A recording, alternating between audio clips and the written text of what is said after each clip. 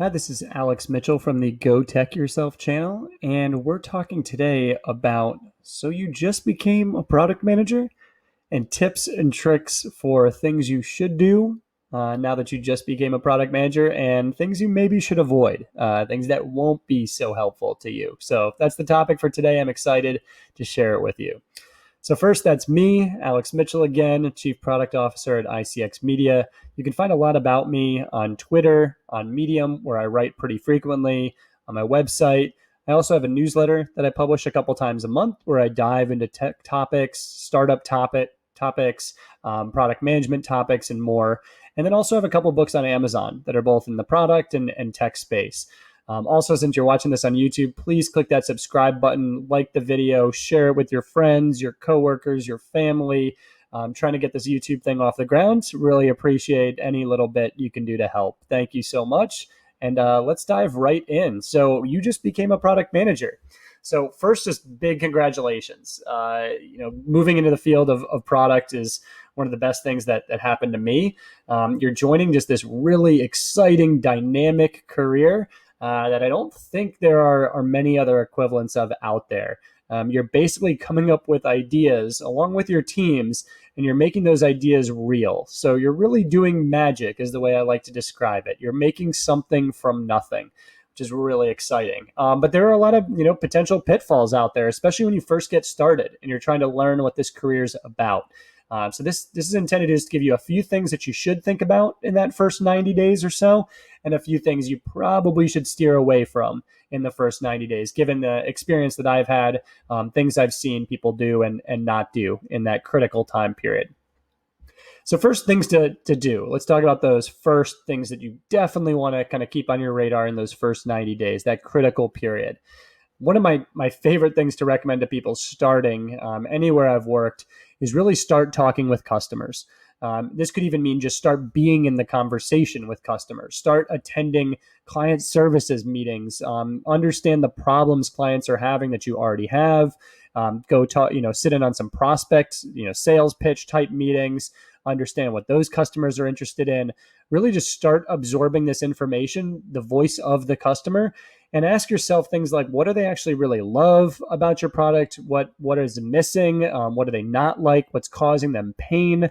And even beyond your product, what are they trying to do with their business that you could potentially help with, that you could make way easier for them? Their hopes, their dreams, their fears, all of that with their business. Start just taking tons of notes when you're at these meetings, paying attention to the words they use, the emotions they have. This is probably one of the most valuable things you can do starting as a product manager. With every one of my jobs, I've tried to prioritize this, and I'd highly recommend it. Another thing you want to do is you want to dive really deep into the product. Hopefully, you did this a lot in your interview process as you were trying to understand what exactly they do. You were trying to maybe critique a few of the features, come up with some ideas for some new ones. Really, you want to go way deeper even now that you're starting in your first 90 days. You want to spend time with other product managers. You want to hear them explain their features, but you really also just want to use them yourself. You want to take notes on ways they could be better, take notes on things that were painful or delightful, how the features are connected with each other. Start looking at the metrics around those product features. Just try and absorb as much as you can about the current state of the product, and what those other team members kind of imagine is maybe what's coming in the next few months as they add more features to the product. So dive deep, use the product extensively. You won't regret it. Another thing you want to do is you want to observe how teams in general are working. So you're going to be meeting a lot of people, a lot of product managers, a lot of engineering leaders, designers, analysts, data scientists, executives, more. Really, I'm kind of talking about more the technical teams here, but honestly, even how those technical teams interface with non-technical teams. How do people accomplish work? What's the sprint planning cycle? How do they communicate when they agree, when they disagree? Where do you see some gaps happening? Where are stress points? Where is information being missed? Just start observing this information and kind of start establishing your thoughts around, what's really working well today, and maybe what are some ideas that in the future, as you get your feet more on the ground, you could suggest that you could help implement to make things better with how these teams work together. Product manager, you're really at the center of so much communication. Just making those teams work better should be one of your goals. You're not just writing tickets, you're not just building features, you're really trying to make teams work efficiently together. So that should be a big focus during those first 90 days, that critical period.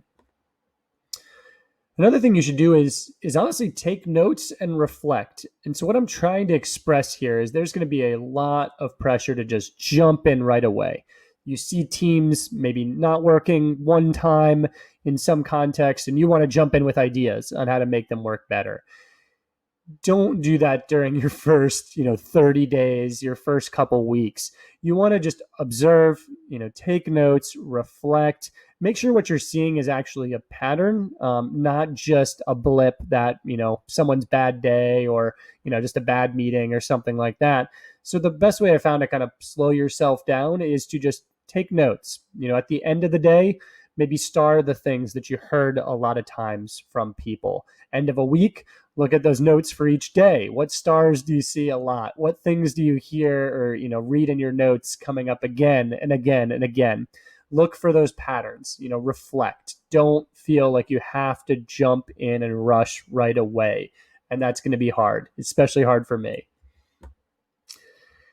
The tried and true 30, 60, 90 plan. I know this is probably an out of date framework at this point, but the main thing is invest some time in thinking about the things you want to do in each of those periods.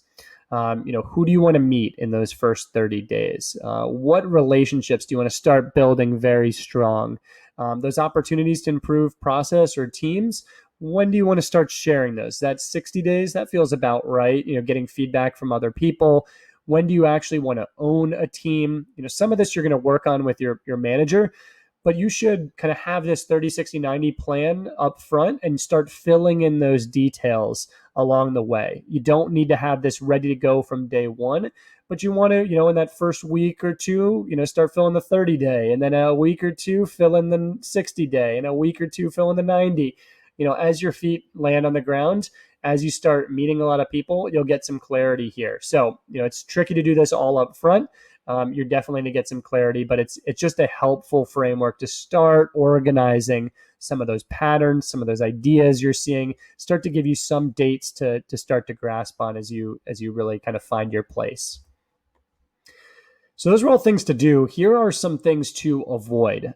So these are things I've seen not work out for people in their first 90 days as a product manager, or things that could just really cause you some trouble. So one of the first ones is starting too fast. So you heard me in the things to do try and caution you to be reflective, to take time to make sure what you're hearing is a pattern, not just a blip. You want to make sure you're not just acting on noise. But there are some other things too. You might just be that type of person, gung-ho, wants to dive in, make an impact right away. I'm definitely that type of person too. But honestly, if you jump in too fast, you don't know what you don't know. You're going to have this fast start. You're going to make a bunch of decisions. But honestly, there's going to be a cost to all those. You're going to make a lot of wrong decisions because you don't know the customers, you don't know the products, you don't know the teams, you don't know what's working, what's not working. So there is going to be a high cost, and that high cost is going to be visible actually pretty quickly. You're going to have this super fast start. You might even impress some people, but it's going to catch up to you. So don't start too fast. It's a little counterintuitive. Don't start too fast. Start making decisions before you really know what's going on, before you know what you don't know. Similarly, declaring like hard set positions on we must use this technology, we must build in this way, we must work in this way. I've seen those done quite a bit, those type of hard set positions. Someone brings in all these things that worked at their last company really well. But again, it's that same thing. You're not an expert.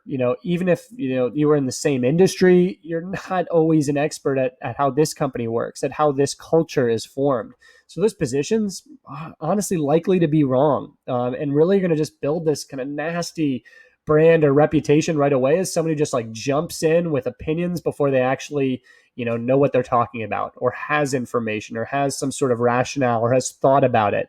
You're just kind of that impulsive person who just jumps in with what worked in the past And, what worked in the past, not guaranteed to work in the future at a different company with a different team, different culture. You're not an expert yet. You don't know what you don't know. So try to avoid, these hard set positions really, really early on. Another one that most people don't think about is they try and fit into the mold. So especially if you're really new, if this is your first product position, maybe it's your first company out of college, you have a lot of pressure to just assimilate right into the culture, kind of look like everyone else, be like the other product managers who are successful. But remember that you were hired, not to be like everyone else. You were hired because they recognized something in the interviews that they liked. They saw you as an additive piece to their team, to their organization, to their skill set. You were really hired to be you, not someone else. So bring your diversity of thoughts, of ideas, of experiences to that product team, because honestly, that's what great product teams are built from. Lots of different ideas, lots of different skill sets. So don't feel the pressure to be like everyone else, to fit in that mold. Be yourself, be you. That's what you were hired for. It'll make a better company. It'll make a better team. Another really challenging one is, you were hired because they saw something really positive in you. They saw that you could add to that team, and there's going to be pressure, typically from leadership, not really from other product people, because they kind of understand you need to get your feet on the ground first. But there's going to be pressure from leadership to jump in, to make decisions, to add value right away. And it's a challenge to sometimes push back on that pressure, because you have to admit, I don't know everything yet. I need to learn more from our customers. I need to learn more about what's working and what's not working before I jump in. So you're going to have some pressure in that first 30, 60, 90 days to defer some of that decision making. If you ignore this advice and you really just, become kind of a yes man to the leadership team, it's going to catch up to you. They'll probably like you a lot up front, because they'll be like, oh, this guy is saying yes to everything. He's going to bring, make our dreams come true. But at the end of the day, you can't do everything at top priority by tomorrow. I'm going to, trademark that quote, but not everything can be a priority. Not everything can be done right away. So, it will catch up to you. You have to push back. It's kind of your first test in, saying a soft no is saying that to your leadership team. So what's really worked for you out there as a new product manager? If you have other lessons, please share with me in the comments. Please share with me on Twitter. I'd love to hear other techniques that have either worked or not worked as a new product manager. Please share those with me. I'm really excited to hear them from you. Again, these are all the places you can find me out there, find what I've written. And again, please subscribe if you enjoyed this content, if you want to see more of it. Really trying this YouTube thing and putting a lot of effort into it. So I would appreciate if you can share anything you've liked with your coworkers, with other product people out there who can benefit, with your family even. Really appreciate it. And thank you so much for tuning in to Go Tech Yourself. Have a good one.